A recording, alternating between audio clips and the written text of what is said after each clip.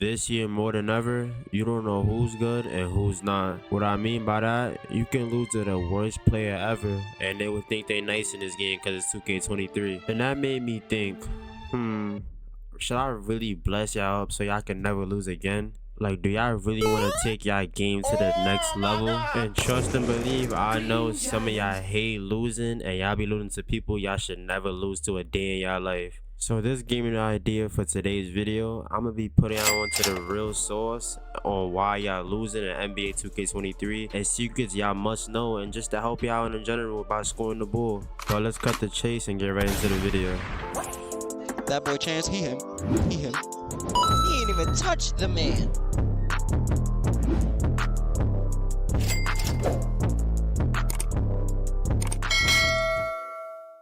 Alright, first things first, no yibber yabber, no me chat and all that. I'm gonna get straight into the business.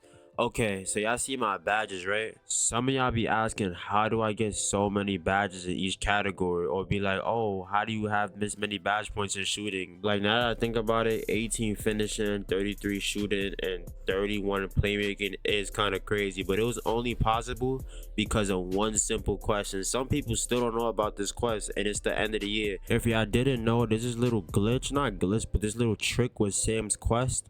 But when you make a new build, you actually can redo Sam's quest and get an extra 4 badges. I'm finna show y'all what I mean in a minute. Like, you can make a new build and you know how you get the +4 off rip? You can do Sam's quest again and get an extra 4, so that's 8, and then you can do it again one more time for that extra 4, so it's basically getting 12 extra badges. Okay, y'all see I get the extra 5 but +1 because I had 41 season. But to do this little tip, or not tip, this little trick, you just place the badges one time. After you place the badges, you go see Sam. If you play park, you can get these challenges really easy, or you can do the ones court, but the flashy passes, you gotta play 3v3 mode or something, but they're literally only 2. You can get it out the way really quick. Once you complete the first series of quests, she'll say go play in the my court for the first time, and then you get the +8, and then you do challenges again, which will make you do it. I think it's like 4 more challenges, but they're pretty long. And then once you get that, it'll give you the +4, and this is how it should look after you get it. You're gonna talk to this guy early at the 3v3 courts, and it should say increased badge capacity, and just give you a little token, and that's it, and you're done with Sam's quest. Another thing, if y'all didn't know, if y'all don't have gym rat and y'all unlocked rebirth, that build that you make your rebirth build on,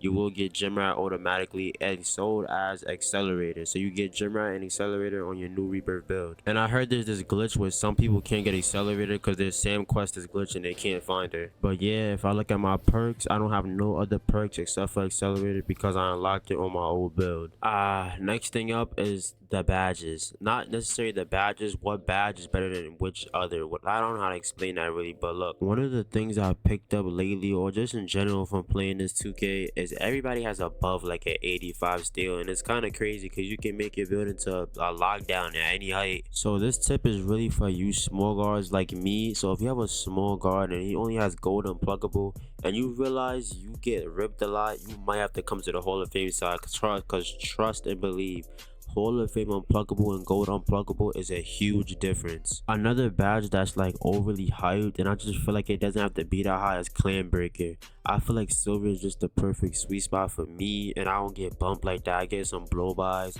Even on my 6'8 and my 6'9s out there, I have a 6'8 on next gen and current, and I still run it on silver, nothing higher. And you do save those extra 2 badge points from going from gold to silver. I'm telling you, you won't regret it either. It's actually really tough. And I know y'all see that dimer too. I'm gonna put y'all on. Okay, the main reason why I run dimer on bronze and nothing higher than that is because of this takeover playmaking take. I can't stress it enough how OP it is. I even run it as my primary takeover instead of sharp take just because I want more of a playmaking side boost. Some people don't read the description enough, but it actually opens up your teammate's green window and it gets ankle breakers at the same time while you're dribbling, so you can get bailed out for a free bucket sometimes. Just watch this clip right here. Look how the defender just goes to the whole other side just from a normal crossover, and I get a free bucket. Another fun fact about play take is when you get that ankle breaker, it boosts your shot even more if you shoot in like the first like 4 seconds of it happening. And yeah, playmaking take is just like a W takeover because the center or the lockdown or the guard in the corner can't really help like that, because once you throw that dot, your teammate's gonna green like a 13 15 or 20%, and it's kind of hard to stop it. But if your teammates is missing what you dotting them with play tick and dimer, you can't blame it on nobody else but them, or tell them to get them a new jump shot, my boy. But yeah, free isos with play tick, run it, I'm telling you. Next thing up is the meta builds. I know some of y'all like having fun, but they're actually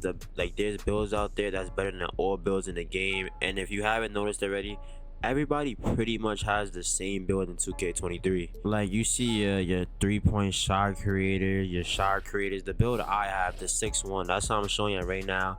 If y'all want to make the build I got, if you want to be a 6'1" guard, be my guest, you can make it. It's a 6'4" wingspan, 160 minimum weight, 16 finishing badges, 24 shooting, 28 playmaking, 2 defensive. And I know what some of y'all thinking already. Oh my god, the defense is terrible. 2 defensive, everybody's gonna blow right past me. This is a 3s build.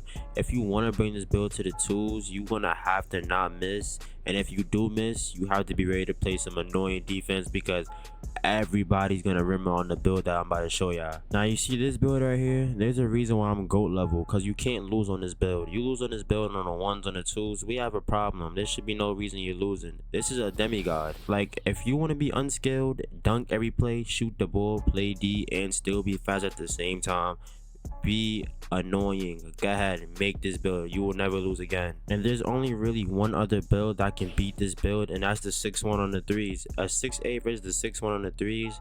A 6'1" is gonna outshoot way more 3s than a 6'8". And plus, 3-point shot creators and 6'1s get Trae Young fadeaway, except for 6'8s and them 6'9s. They have to use Devin Booker or a slow fadeaway. But it's all up to your play style. If you want to be able to play D and be tall and be fast, which is broken, be my guest, make the 6'8" build. You will dominate on the 2s and you'll dominate on the 1s. But when it comes to the 2s, the 3s court, them 3s courts is ran by them 3-point shot creators and them small guards.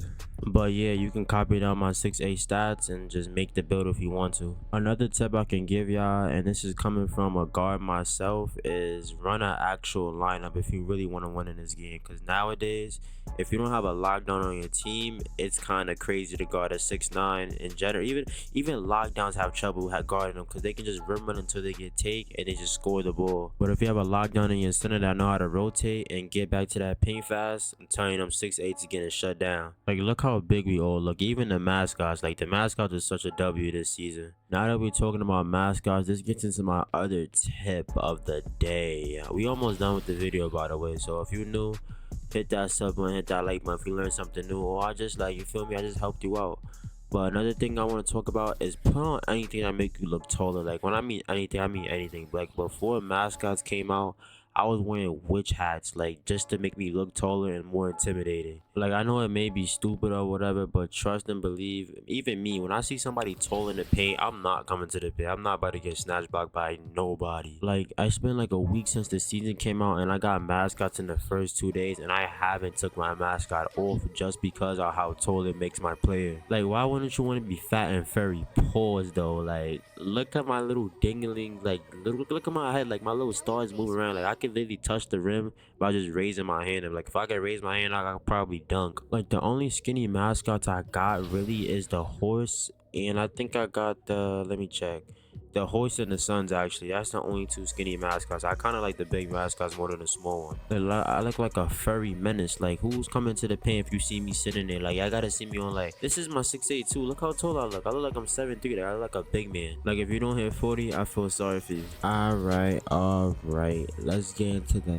last tip I got for y'all. For this final tip, y'all finna have to go to y'all settings for this one. This is a major issue in 2K, and it's been going on for the past 3 years. Like, the last time this issue's been like looking not an issue was 2K20, and it's the defense. But before I show y'all my defensive settings and my assist and all that, I'm gonna show y'all like what I use as my shot timing, and just like what I use to like dribble with my sticks. I still have to go over this a lot to this day, because some people still don't know what I use as my shot time and release. And it's late. Like, I've been using late since the beginning of the year. And for my pro stick orientation, I use absolute, so it won't change on either side of the court where I dribble at. And for my pro stick function, do not use dribble moves only unless you don't ever shoot with your right stick. So if you don't do step backs with your right stick and none of that, you can use dribble moves. But if you want to be like a little creative with your style, use default. And yes, the final part that I said I was gonna show y'all, my defensive assist.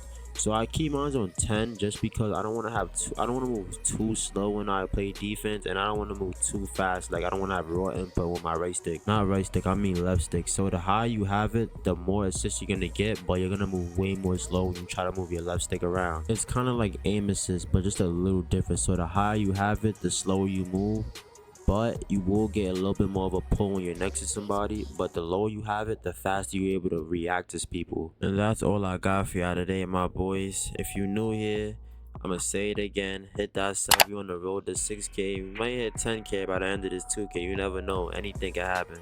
But anyways, I'll see y'all later, and I'm gonna see y'all in the next one. Bye. Have a beautiful time.